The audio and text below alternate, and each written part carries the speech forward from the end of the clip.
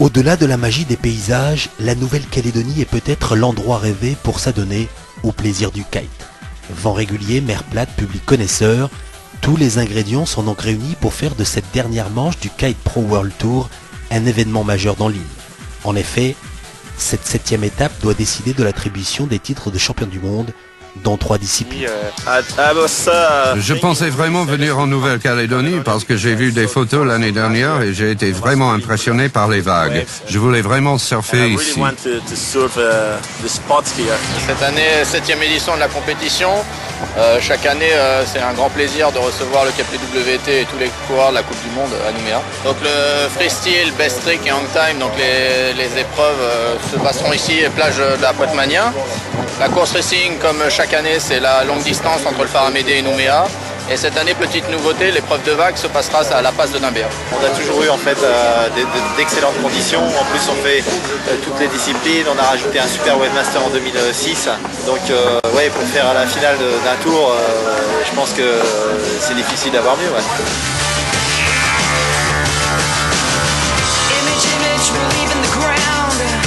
Cette épreuve est magnifique, elle est représentative des épreuves phares qui se déroulent en Nouvelle-Calédonie et elle véhicule une image jeune et dynamique qu'on souhaitait associer à notre marque. Voilà, donc on a souhaité cette année prendre le partenariat titre, aussi parce qu'on essaye toujours de se développer en métropole et ailleurs dans le monde.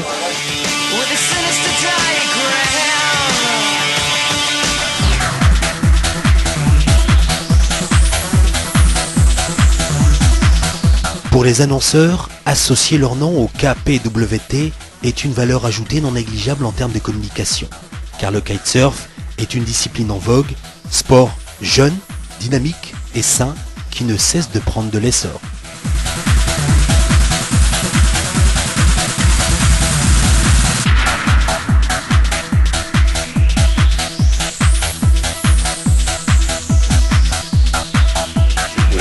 C'est vrai qu'on a une gamme qui est très typée loisirs, tout ce qui est sport nautique, tout ce qui est évasion, et c'est aussi un peu pour ça qu'on vient sur ce type d'événement.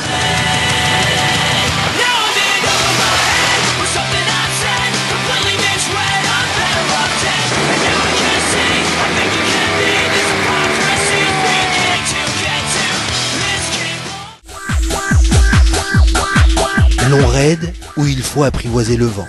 Freestyle pour improviser des figures aussi spectaculaires que délicates afin de séduire les juges. Et enfin, l'épreuve de vague peut être la plus spectaculaire car elle cristallise toutes les difficultés de cette discipline où le kitesurfer est en équilibre précaire sur l'eau. Sans oublier que la Nouvelle-Calédonie c'est peut-être plus qu'un sport.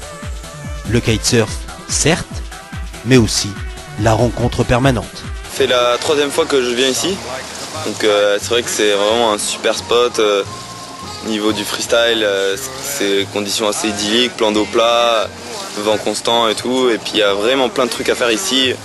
Plein de gens de différentes nationalités que tu peux rencontrer et tout. Donc de ce point de vue-là, c'est vachement intéressant. Et puis même au niveau du paysage, il y a tellement de choses différentes. Donc plein de cultures mélangées comme ça. Donc ça fait de la Nouvelle-Calédonie vraiment un super pays, quoi. La saison 2007 s'achève donc sur le triomphe d'un tricolore, Sébastien Garat.